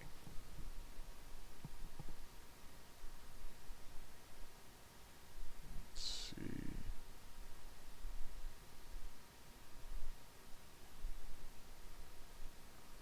All right. Nick Silver says, anyone tried sculpting clothes on the new default pose? I have not sculpted on the new G8 default, on the new G8, but that default pose is something I'm very happy to see, because the legs being slightly apart like that makes rigging and dealing with clothing through the groin area so much easier. Oh my God, that's a godsend. I'm so glad they finally decided to do that. And then the arms down, the arms being not completely down, but kind of in a loose A pose, as it's called in the rest of the world of 3D. That A pose has actually been a standard in game and film character rigging forever and a day. If you look at a lot of my figures, in their like if you zero them out, a lot of stuff that I make, if it's bipedal and an original figure, it will be in an A pose instead of a T pose. If you look at my human female that I released a few years ago for Poser called Scarlet, she's in an A pose. I actually think that A pose is part of why it was really hard for me to get other people to make clothing for her, because the A pose freaked people in Poser and DS content out because they're so used to these T poses.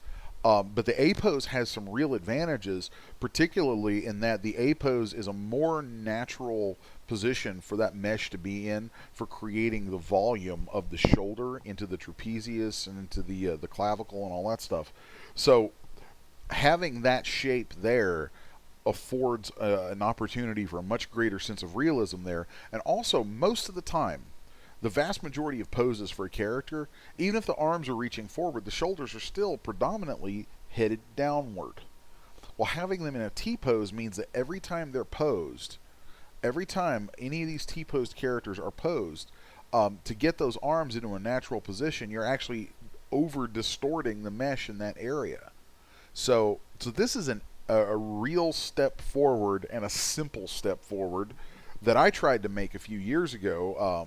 I'll be honest, it didn't get embraced the way I had hoped it would.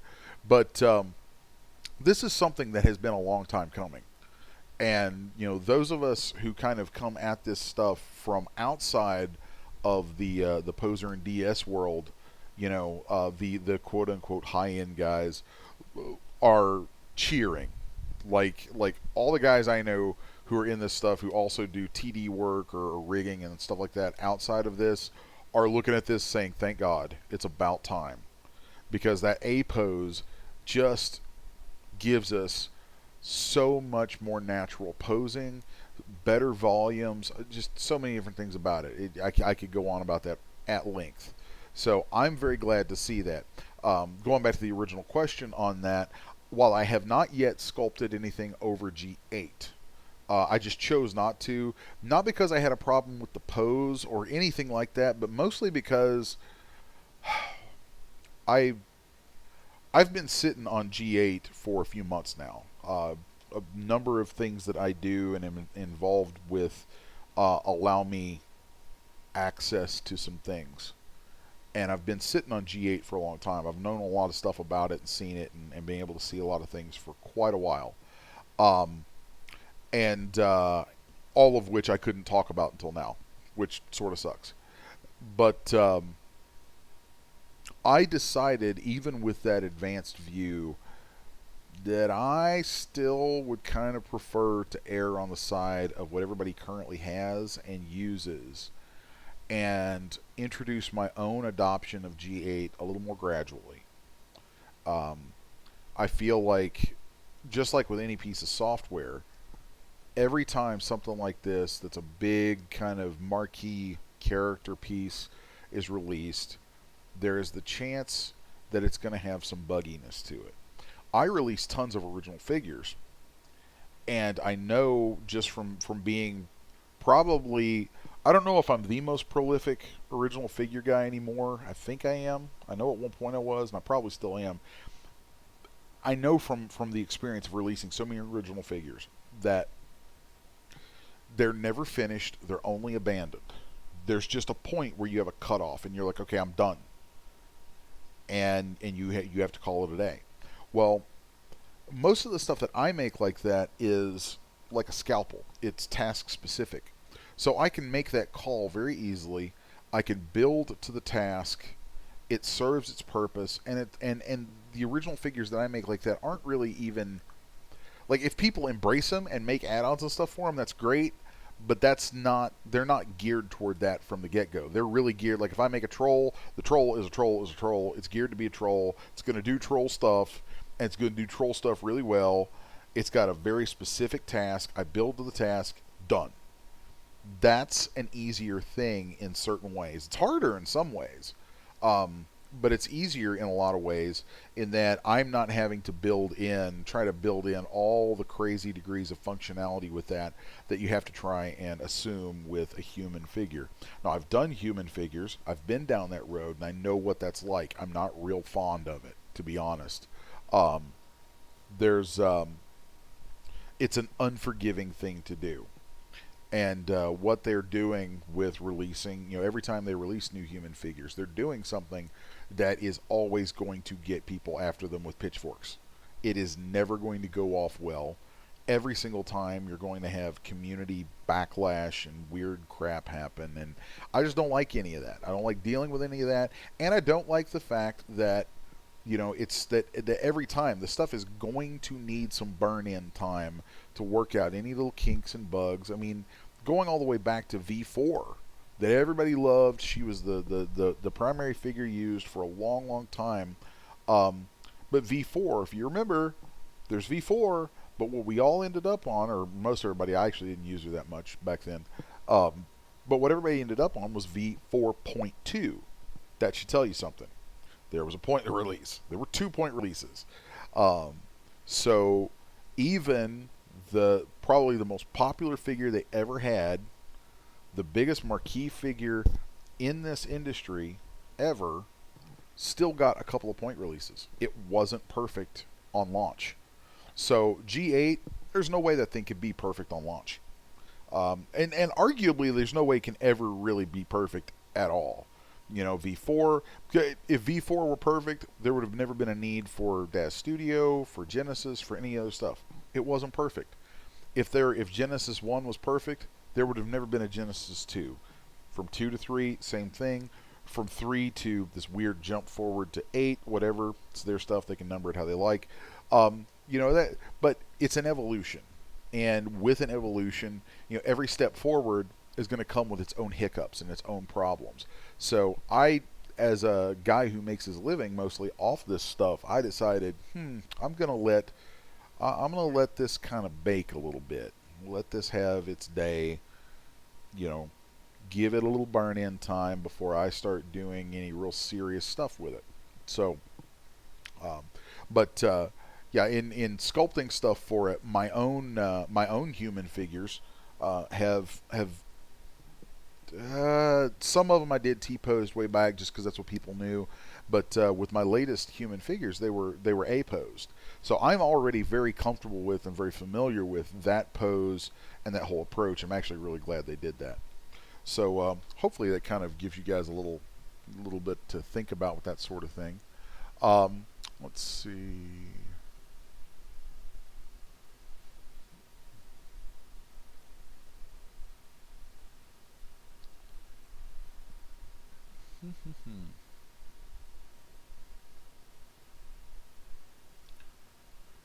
All right.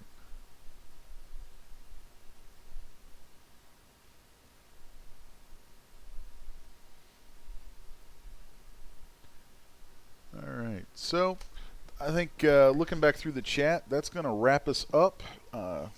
We are at 7 o'clock. I hope you guys have enjoyed uh, what we've uh, what we've been looking at here, and you know, I think next week is going to be fun because next week we're going to take the finished version of this piece, and you're going to see it go through all of its final texturing, all that fun stuff, where we're using Substance Designer. We got some cool freebies to give away with some different ZBrush assets and some. Trying to decide. I think I've got some Substance assets I want to give away with this. I don't know. We'll see. We'll see. We've got a few different things that we can pull out for that. So anyway, want to thank everybody as always for being with us, for watching, hanging out, talking, all that cool stuff. Thanks to 3D Loki, aka Mr. Jason, for hanging out there. Hope you guys have enjoyed yourselves. Maybe picked up a few cool tips and tricks along the way today. I know this is kind of a different approach that I've been taking on these, working on something a little more complex. But so anyway, with that, we're going to bring this to a close, and I will see you folks next week. Till later, bye-bye.